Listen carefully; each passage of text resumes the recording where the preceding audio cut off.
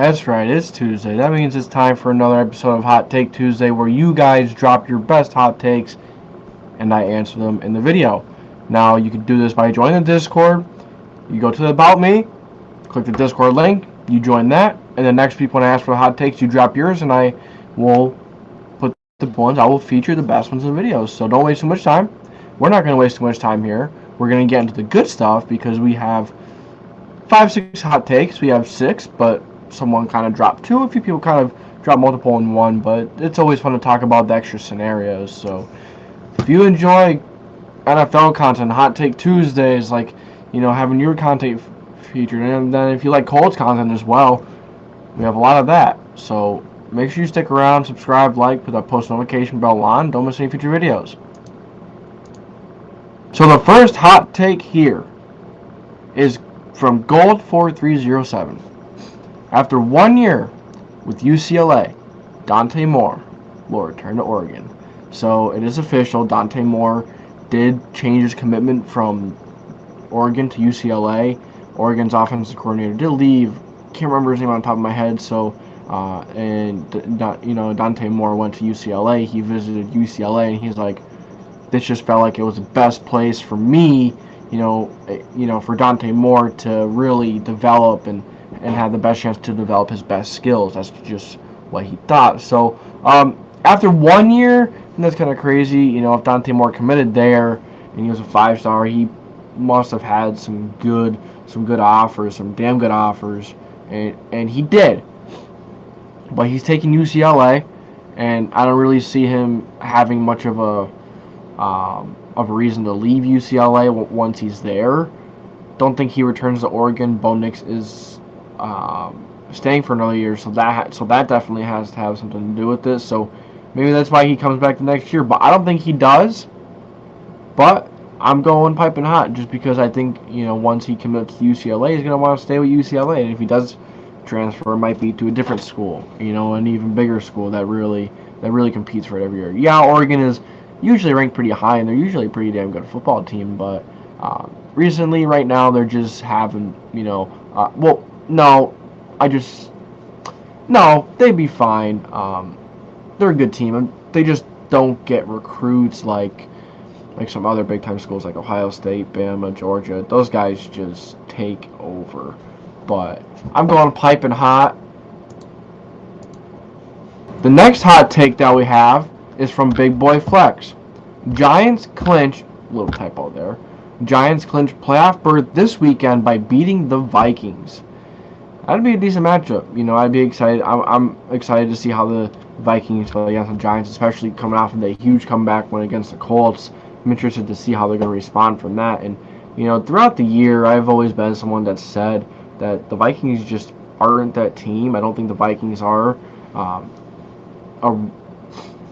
I don't know how to say it, but I just don't think the Vikings are as good as the record shows. Prior to that Colts game, that was an insane comeback game. That was an amazing game. Amazing. Not on my end. Almost broke a few things, but you know what? Gotta put that aside. The Vikings are a good football team. I don't think they're great. I don't think they're a super team. I don't think they're elite. But they're a solid football team. So the Giants beating the Minnesota Vikings, I think that's a bit of a stretch in my opinion. Daniel Jones is a very good game manager. You have you have Saquon Barkley. The offensive line is decent. Receivers aren't too nothing to write home about. Aren't really, there really isn't much to talk about there at all. I just think this is a game where the Vikings just pull away in this one. I know I've talked about the Vikings not being able to just pull away from the competition. And I wonder if they're gonna have the same problem here against the Giants. If they do, the Giants have a chance.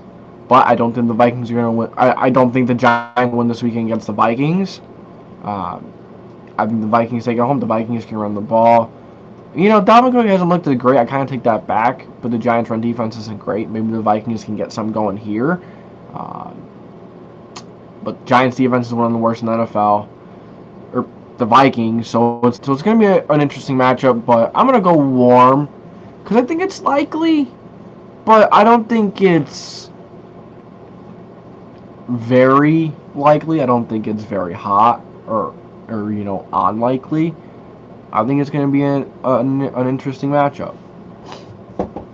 So the next one we have here is by LCCJS27. Jaguars win AFC South. You're just going to stop there, and then we're going to go through the rest after that. Jaguars win the AFC South. I am going cold. I think that's very possible. Jaguars are hot. Titans are cold. Titans have, not the easiest to schedule. They have the Cowboys, and they have the Texans. The Texans are too much of an issue.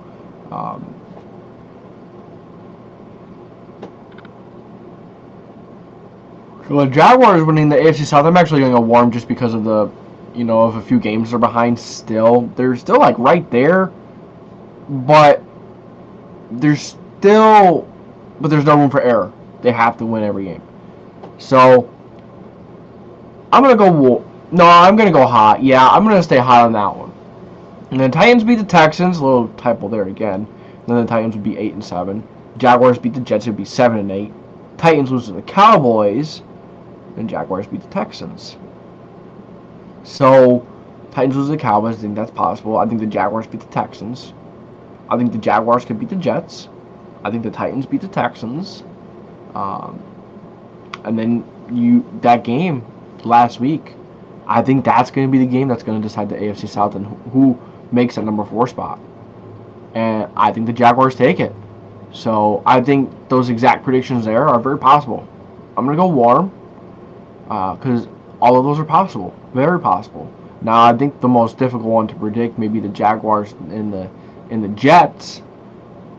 Because I think the Jaguars, I don't think they would have much of an issue with the Titans. The Titans are just flat out not a good football team. The Jaguars, am I saying they're great? But no, they can be underestimated. And the Jaguars are just, watch out. Watch out. The Jaguars are a sneaky team with Trevor Lawrence, and that team is just getting it figured out. Watch out for them. So with that Jaguars winning the AFC South, I'm going hot. No, I'm gonna go warm. I keep changing. I'm gonna go warm. Considering the schedule, I think it's possible. So, and then the second part where he tries to exactly predict it, I'll go warm because I think that's all very possible. So the next hot take here, it's kind of 2-in-1 here. You have the Colts move up to number 2 overall pick after this week. And Colts beat Chargers. I forgot to put 20-17, but he hasn't beating the Chargers. He has the Colts winning 20-7. Now that second part, I'm going piping hot straight out of the bag. I'm not going to talk about it too much. I just don't think the Colts really have that much of a shot. Chargers aren't a great football team. They definitely have not lived up to what they were supposed to be. But they should not struggle against this Colts team. So I'm going piping hot. Enough. Then back to the first part. The Colts move up to number 2 overall pick after this week. I'm pretty sure that's impossible after this week. Because I think the Bears, if they do win one, we still have that tie, and I think that kind of prevents us from moving up that high. But I think we can move up to 3. I think number 3 is definitely a possibility. Number 2, not this week, I don't think. So I'm not really gonna give a hot take when it's really you can't. It's kind of set. Last one we have here today, Silver Sabs. Gardner Minshew stuns the Cowboys in a decisive 1-score win. With this win, the Eagles almost locked into the first seed.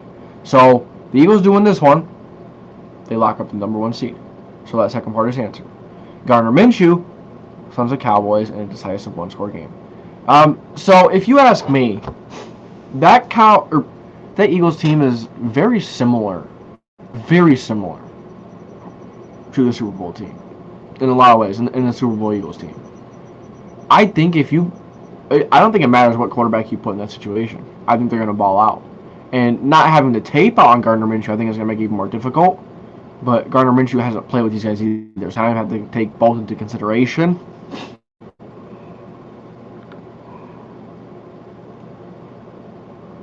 But I think the Cowboys win this one. I think I know a lot of Eagles fans, and Cowboys fans were going at it, especially since Cowboys didn't have their quarterback in the first one. Well, it's kind of the other way around now. So I don't want to hear any trash talk from the Eagles if they lose, because they lost with their backup quarterback too, So, but Gardner Minshew sends the Cowboys. Do I think the Eagles are going to beat the Cowboys? No. Especially without Hurts. I get it. As I said, anyone could step into the system and play really well, step into this team. Very good team. But is it enough to help Gardner Minshew? He's just not the same player. Maybe the offense struggles with that. So I'm gonna go hot. I'm gonna go with hot. I think the Cowboys are gonna get the second game here. I don't think the Eagles are gonna sweep them. But I think it's a tough one because everyone could go warm. I'm gonna say with hot just because I think just with the sheer fact I'm gonna pick the Cowboys to win this one. But yeah, that is gonna be it for the hot takes for Hot Take Tuesday. I appreciate you guys for joining. This one really wasn't too long. We just kind of flew through the hot takes this week. So if you guys enjoyed, make sure you like, subscribe, put the post notification bell on to miss any future videos. Hope you enjoyed.